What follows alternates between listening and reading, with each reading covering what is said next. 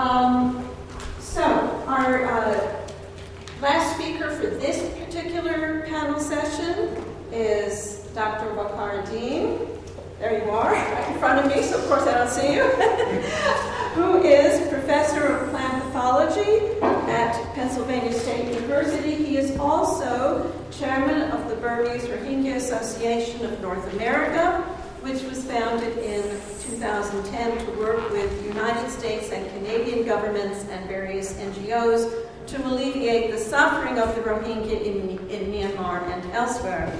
Dr. Dean is also Director General of the Arakan Rohingya Union, which was founded in 2011 from 25 distinct organizations representing the interests of the Rohingya people of the Arakan region in order to provide a joint advocacy of Rohingya rights in Myanmar. He will speak to us on Rohingya ethnic cleansing and genocide in Myanmar, crisis of a global magnitude. So let's welcome Dr. Bakar-Dean.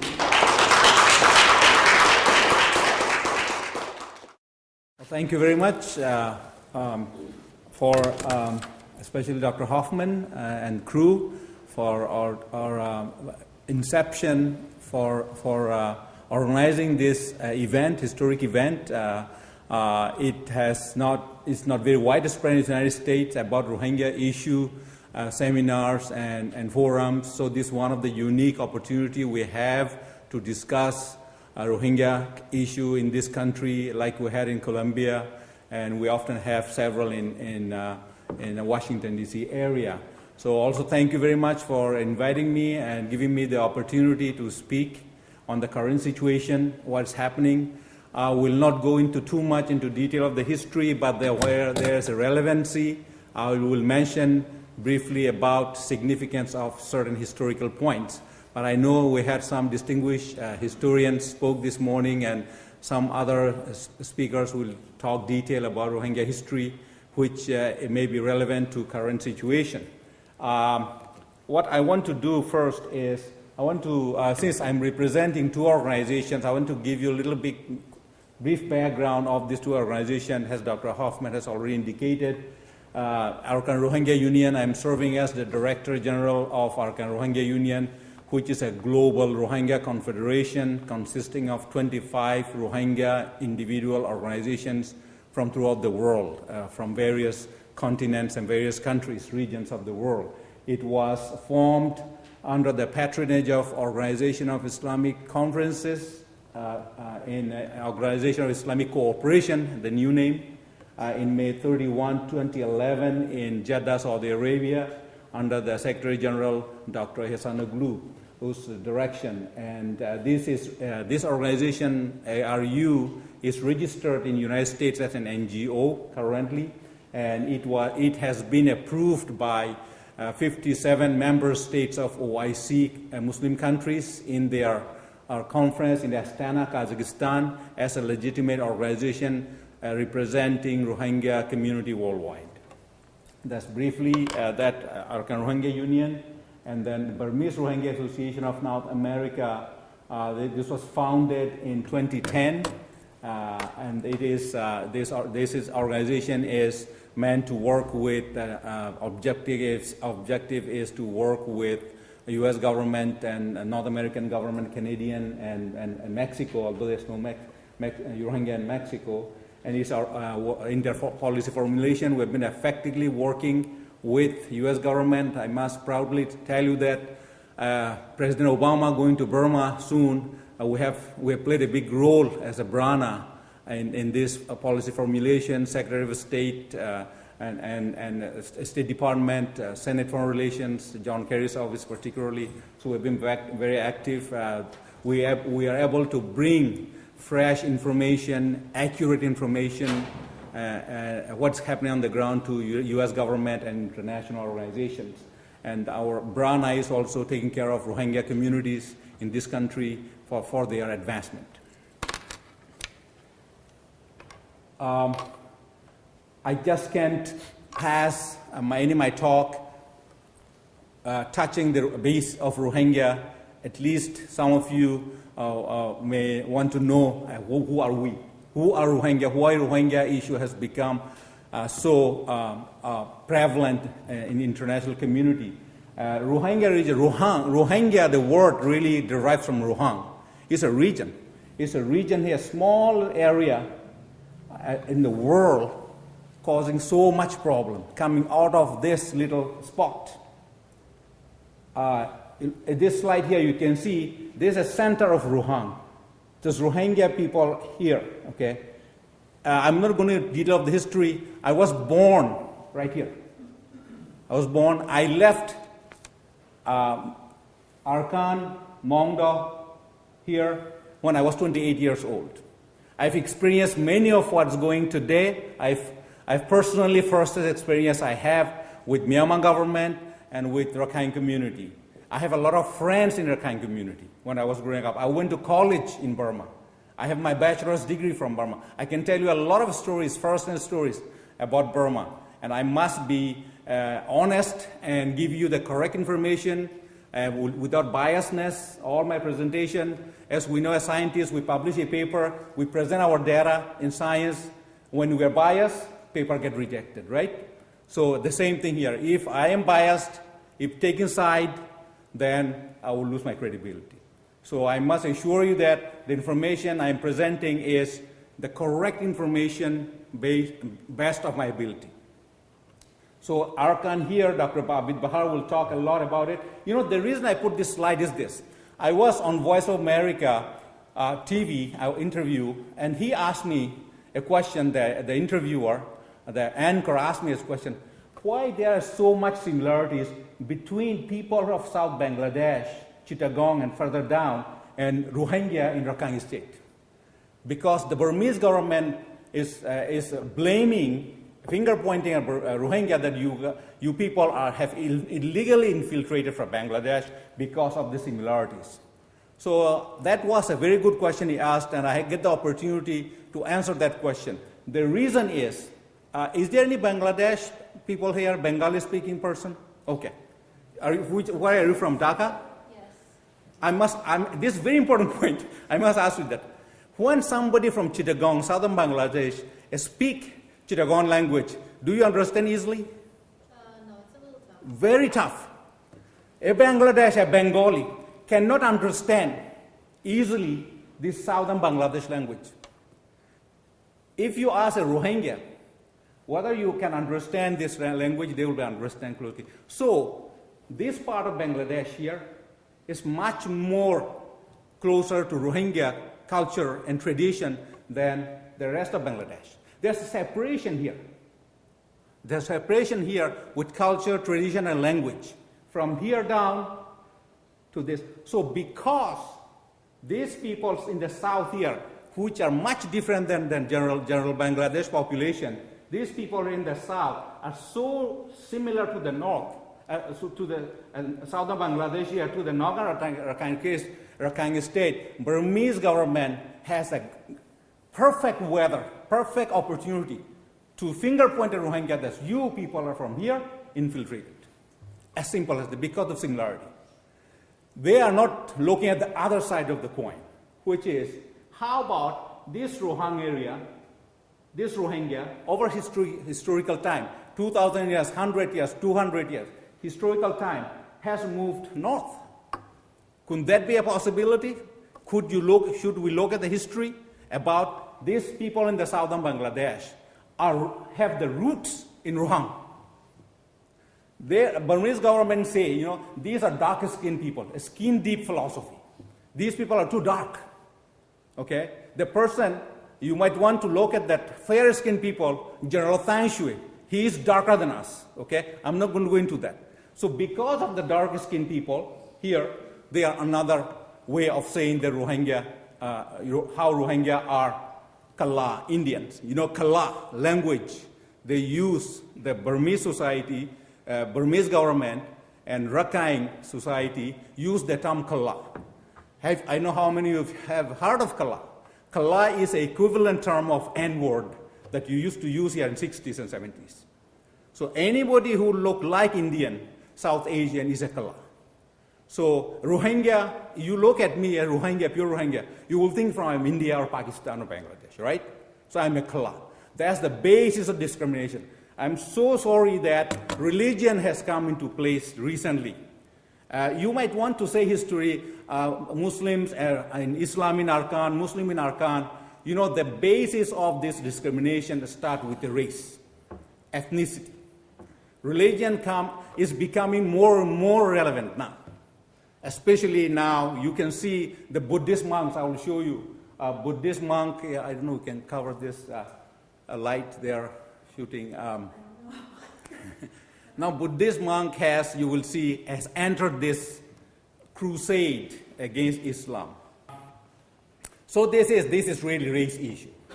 The religion has just come recently. Religion was there, confounded into this racial discrimination, ethnic-based, but religion has come into surface very recently.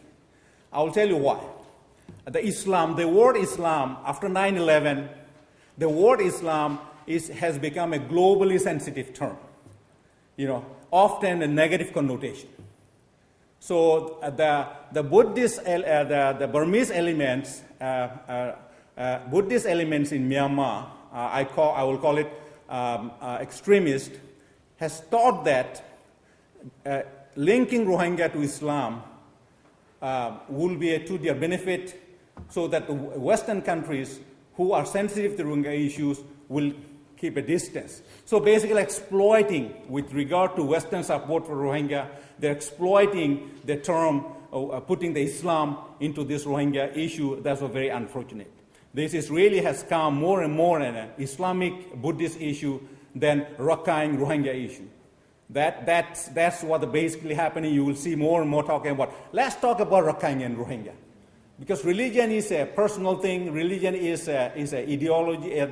Is a personal thing that people want to bring into the politics to exploit the population. You can mobilize the people with religious extremism. That's the tool the extremists use. Not only the Buddhists in Myanmar, in the Middle East, you will see that they are using this jihad, other things that exploiting the people, extremists who were administered. So if we stay away from this extremism using religion as a tool, I think we can make progress in cause of humanity. So I want to just cover this because of this, why there are similarities between Rohingya and people in southern Bangladesh, not in northern Bangladesh. Quickly, people also ask me, all Muslims in Burma are Rohingya. To answer that question, is only about 50% of the people Muslims in Burma are Rohingya. Another 50% is Kabya, Panthe, South Asian descent, and others are about 50%. Rohingya are concentrated here in our Arkan state with their roots, and then the rest of these remaining Muslims are scattered throughout the country, which are non-Rohingyas. Rohingya are basically concentrated here, but before 1924, there were a lot of Rohingya here throughout the state. There was a riot took place in 1924, just like this one, and a lot of massacre took place. Most Rohingyas were pushed up to the north. Now, as you see, last week, history is repeating. A gentleman from our earlier speaker has shown some slide in Chowpyu. They have Rohingya villages burned, and these are right here. So this area, refugees, last couple of months has moved further north. So they are becoming more and more Rohingya going north and less here. So pushing up north. What happened was last week, a minister of border affairs went and looked. There are a lot of refugees here. They are planning to move all these refugees, over 100,000 and internally displaced, and tens of thousands of refugees. They are reportedly planning to move them to the border area. And we got reports from the ground last week that border affairs minister went to the border area and looking for refugee camp settlements. All these refugees, they want to move them to the Bangladesh border area. So you might want to guess why they want to take all these refugees from this part of Arkan state to Bangladesh border. We talked about a little bit earlier, gentlemen, the speaker about Rohingya citizenship, and that in Rohingya district, Northern Rakhine State Rohingya district, these are documented, government newspaper in Burmese, I've translated here.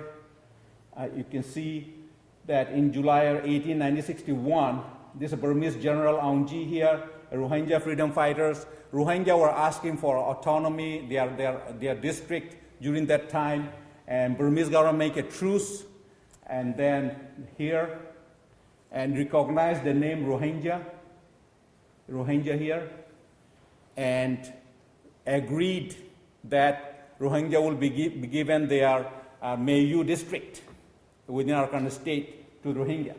That touched the nerve of the dictator General Ne Win, who overthrew the government of UNU, who signed this document with Rohingya community, and he overthrew the government. Since then, 1962, a year after, almost a year after that, as of today, military governments continued until today, although military government today now has taken off their clothing and changed their uniform. Ethnic cleansing. Okay. There's no doubt, if you see what's going on in Arakan state, there's no doubt that you will see it's not ethnic cleansing. It says almost 60 years, maybe about 60 years in the making. It's taking place, not stopped. Genocide, there are so many definitions of genocide, so many books you can read. If you look really at what's going on, you will see that many of the crime against humanity in Arakan fits the definition of genocide. And some folks may argue that its intensity is not that great, that can be called a genocide. But you look at a specific event. Some of the events may not be to the level of genocide. Some of the atrocities can fit the definition of genocide. Burmese government will come and tell you, oh, no, this is not. You have seen that in the newspaper, in the news. Oh, no, this is not a genocide, this is not an ethnic cleansing issue, this is just a border issue. Okay, so we know what they are talking about, what border issue is, where the Rohingya people are living in their root in the Rohang, is the border there. They have to explain more. Just Bengalis coming in from Bangladesh, settling there up till 1972. They said there are 1972, when Bangladesh became independent from Pakistan, there are Bengalis came and settled in Arakan. They cannot produce one iota of evidence. I want to challenge the Myanmar government to show me one piece of evidence that you can have allegation about these people, that they have infiltrated from Bangladesh. Your assumption is that they look alike. They are culturally overlapping. So that's the only assumption. They can prove. Burden is on them. If the Rohingya people have infiltrated from Bangladesh, burden is on them to prove that they are Bengalis, not on us, because Arakan is our root. We are the people of the region. That's what we call ourselves, ethnic minority, because ethnicity comes from the roots. People belonging to that region. Border issue, immigration issue. There are two things that Myanmar government will use this as a pretext for what they are doing today. I'll give you some examples of what do I mean by ethnic cleansing. Some of the examples. And then I will show you some pictures, and I will apologize ahead of time. Some of them may be a little graphic, but that's the only way we can convey the message. Like you saw the footage in Bosnia, in camps. You saw it in footage in Darfur. The whole population has moved. International community has moved. Community has moved, found out what is exactly happening there. So that's what the information has to be conveyed. It is coordinated. We all know that. It's systemic. It's everywhere. It is systematic. It's pre-planned.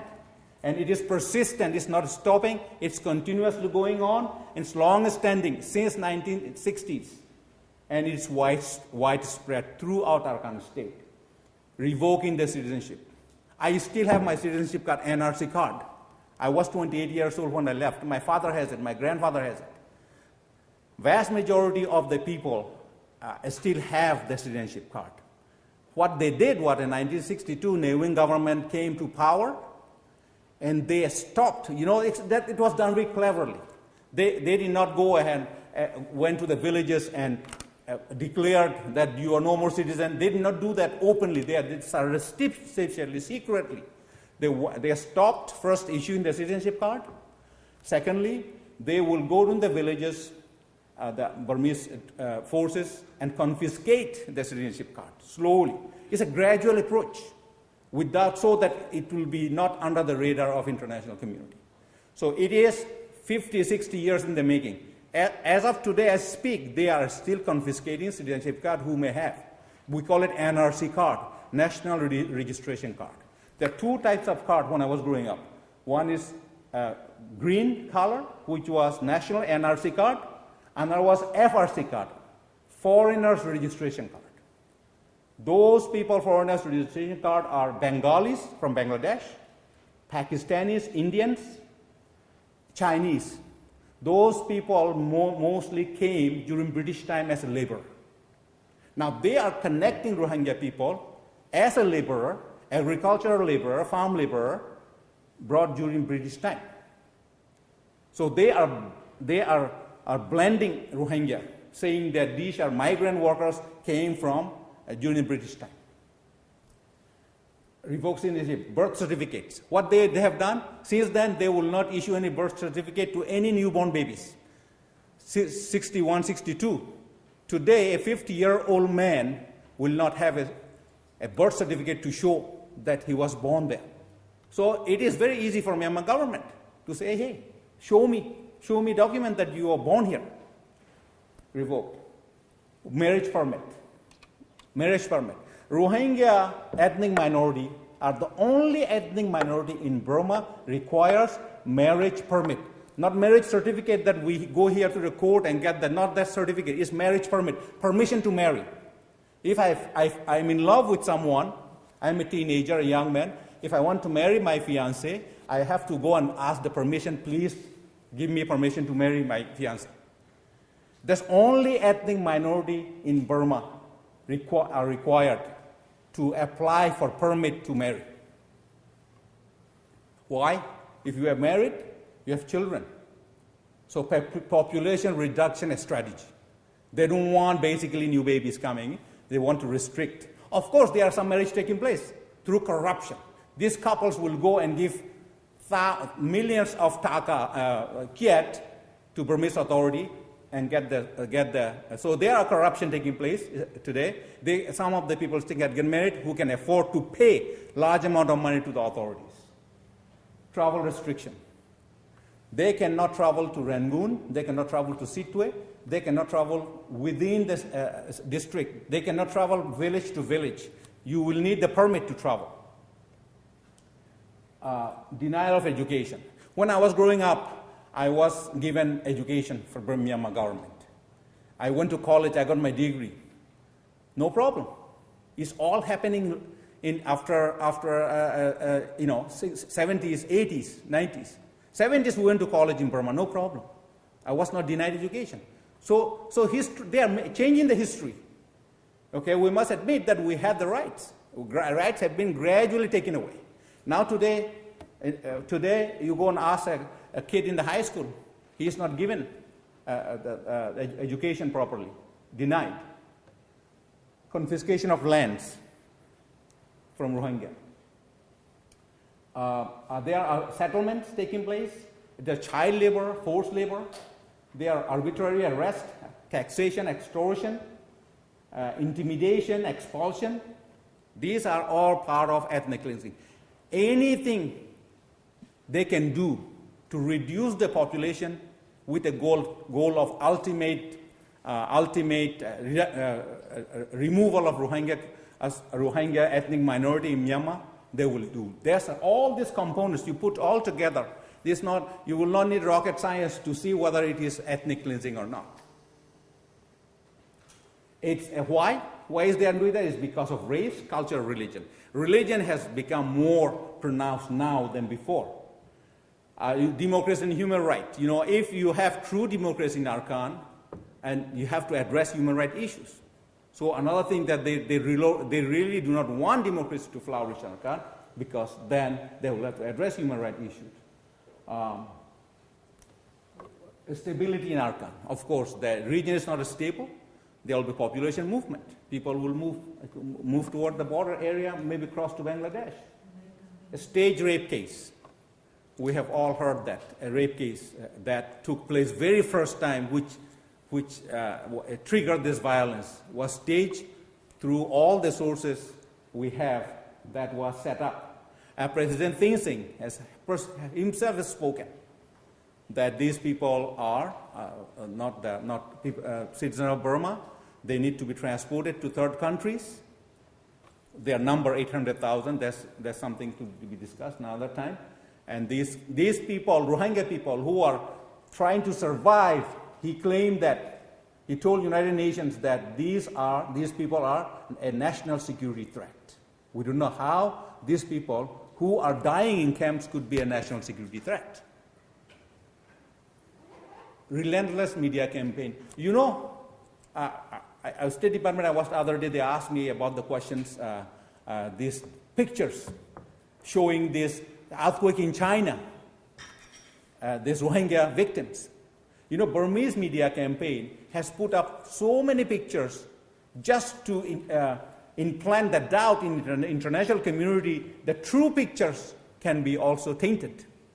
So now any picture you see, because of those pictures Myanmar government has released to taint the true pictures, any picture you see, photo you see on the internet, you become doubtful. Oh, it's really true.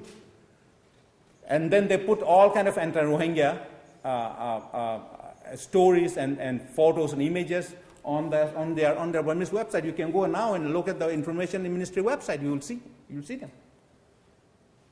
Groundnut began in 2010.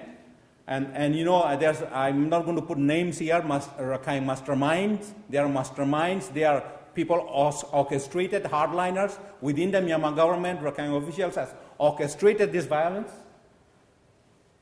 And then what they did was they have attacked Rohingya to get a response. One Rohingya has a mass gathering. Juma prayer is a good place. You attack them in the mass, you will get a reaction. And then this violence spread instantaneously, quickly to other areas in Rakhine State. And 78, you can now see here, 78 here.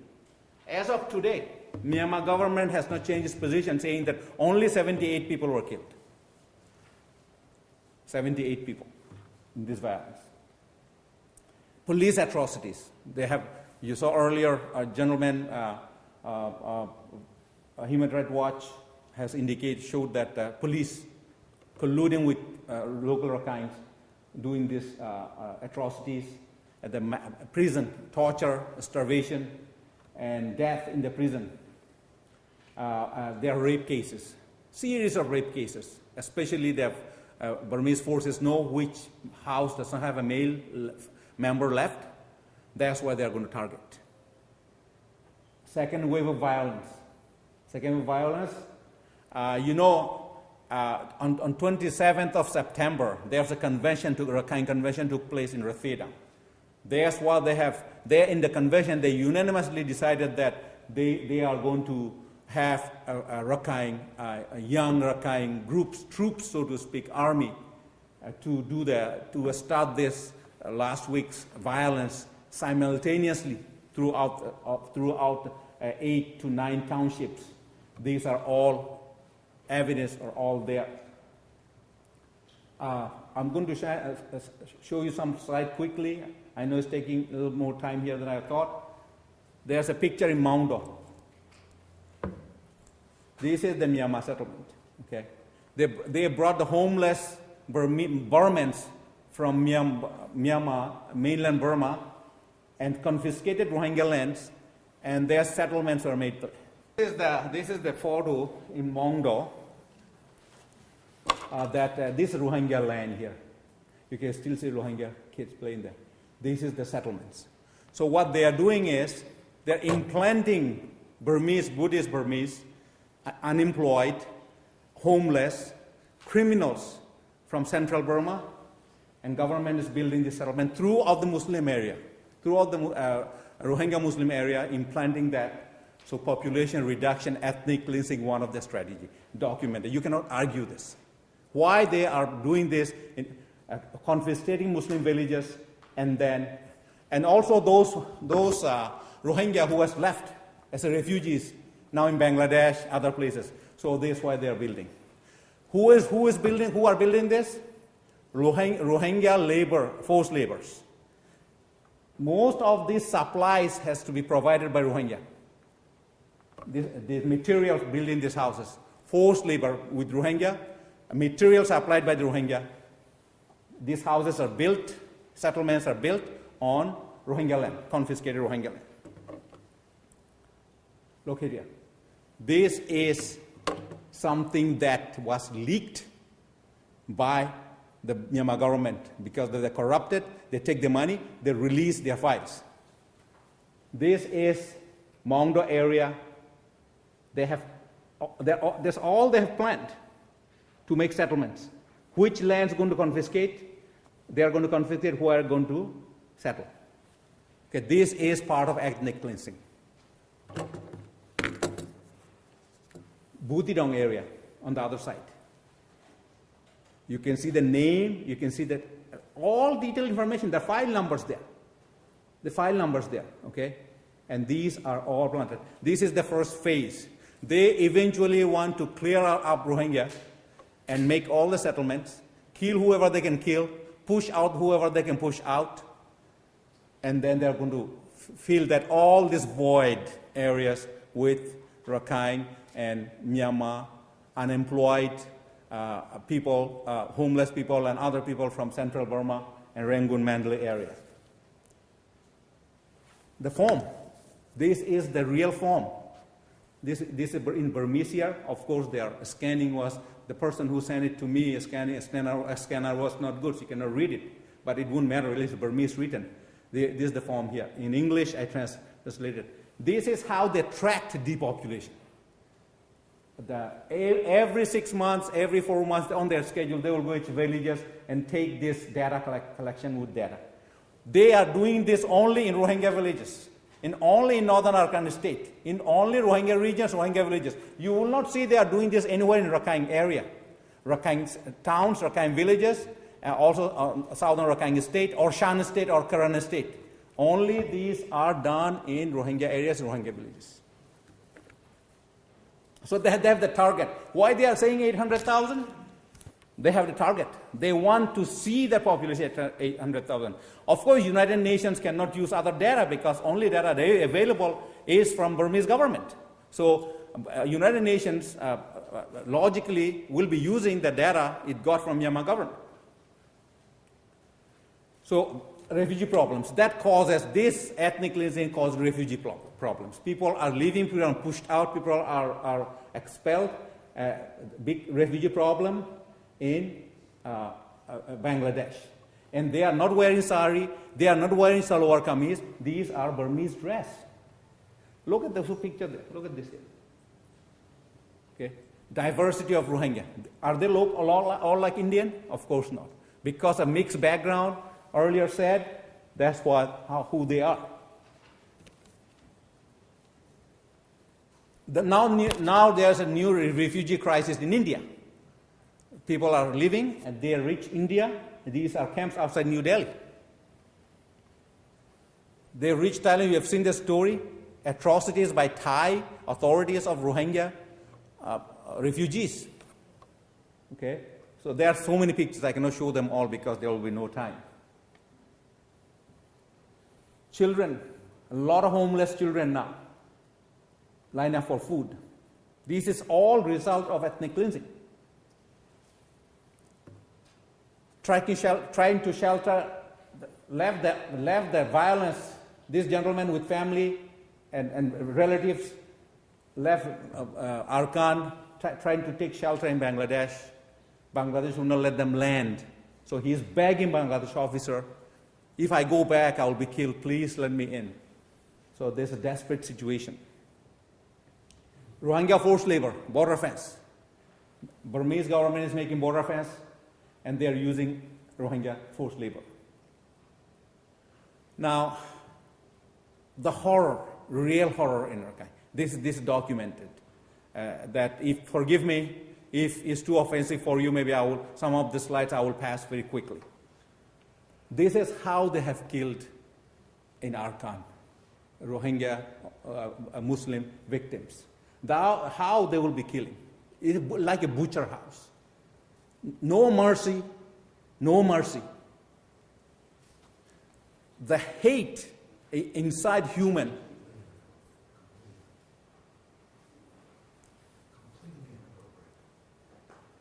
Completely inappropriate in an academic setting like this to show this kind of propaganda. Completely inappropriate. I'm sorry, because information has to be given out. I'm sorry? I'm agreeing with you. You're agreeing with me. Completely inappropriate. Why is it inappropriate? Because it's waving the bloody shirt, which is not the way they were supposed to function as intellectuals and academics and scholars. Surely we need to know the facts of the situation. The facts of the situation can be stated factually without using visual propaganda like this. This whole presentation has been visual propaganda. But if this actually happened, then why can't we see it? Because we don't need to see it. We can be told this is what happened and accept it as the case. This is why we're here. This is why we're here. What is the situation? The title of the talk is Situation on the Ground. So I must, as I promised, I must tell the audience situation on the ground. So I can quickly pass these killings because this is the thing why the situation is so bad in Arkan. Now why the international community is speaking out because of this. Right, this is also offensive. Should I skip this slide? The policemen, 3 policemen, waiting with the gun. There's a mosque here during prayer. This guy is watching to shoot. Should I skip this slide? Is it inappropriate? We have to be transparent. We have to tell international community what's going on. Did you protest CNN when they showed atrocities in Bosnia? You didn't. Did you? I beg your pardon? Did you protest CNN when they showed atrocities in Bosnia? I don't understand. I mean, I think they're just very difficult to see that. I think that. Okay, I will skip. Ransacked. That's all. Ahead of time, I apologized. It hurts. It's for you. It may not be something. It hurts when you see it. We want to speak up. We want to cry. this is not the style of No, it is the style, sir. It is the style, sir. This is the style of political discourse in Bangladesh No, and India. No, it is a seminar. It is information delivery. I don't need to see beheaded people to understand that there's a problem. That is the problem. I don't think that's a problem. I'm telling Oh, you. yeah, that's the problem. You are not thinking this problem is the problem. I'm not denying any problem. How come you're not showing the other side? Other side, Yeah, there are some people. that's very good question. I want to show you. Who are, You show that side too. You're just one-sided. is this the Burmese government colluding with Rohingya Muslims and attacking Rakhine? Who are the victim? Who are the victim? Are these Rakhine people denied the citizenship? Are these Rakhine people? It's very As- one-sided. That's what I. Okay, excuse me, but we are not going to protest our speaker. He's going to be wrapping up soon. We'll have question and answer session, and he is presenting realities on the ground. It maybe it's not necessary to see decapitations, but certainly I think it is important for us to listen respectfully as we did to the other speakers. Thank you. Thank you very much. I'll skip those graphic ones. I apologize. The ransacked mosque. This is not graphic. This is a police here. Police and civilians. Muslim house on fire. The police watch. Along with Rakhine people. Myanmar police with Rakhine mobs here set the fire Rohingya house. watching. No Rohingya. Okay? No Rohingya. Rohingya? No. The mosque, they are heading to this mosque to attack that mosque. They are already there, you can see. This historic place of Rohingya, icon of Rohingya in Rakhine State has been demolished. They don't want any trace. There's a historic another mosque in Rakhine State. You can see plants growing there already, occupied, and put the statue of Buddha in there, making it into a temple.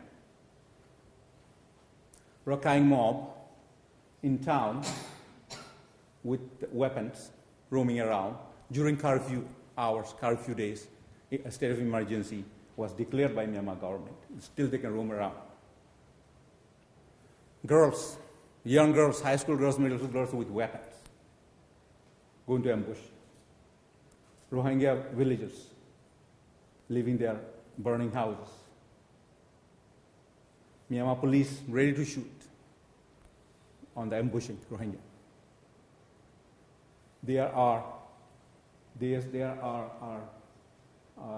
I'm not sure this. I will skip this. Security forces rounded up. There are Rohingya villagers, including women there, and they would selectively pick Rohingya and take away to the prison. And these women often are also victims. So basically, what does the victim, the Rohingya victims, want to international community to intervene? But Myanmar government, as you know, Myanmar government is not in the middle. They are not honest broker. Myanmar government has these ethnic cleansing policies, discrimination policies, sided with Rakhine. From that, Myanmar government need to come to the middle, be an honest broker. Honest broker, if there's a communal strife, without taking side, facilitate the peace process, instead of becoming a party to the violence.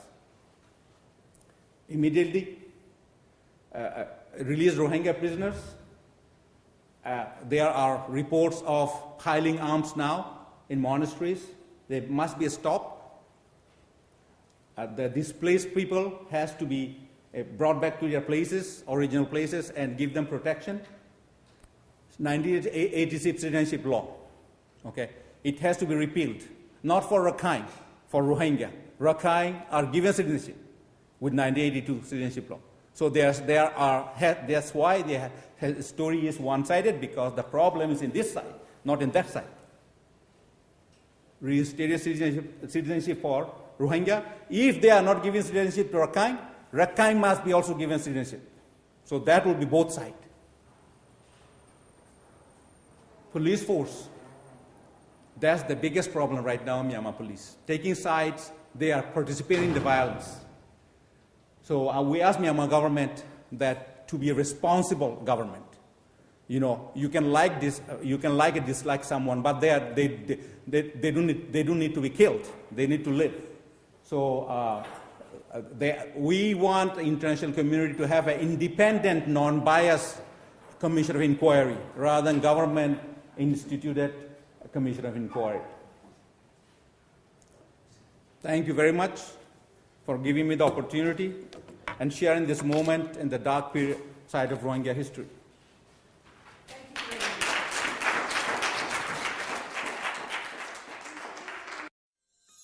Produced by OCE Atlas Digital Media at the University of Illinois, Urbana-Champaign.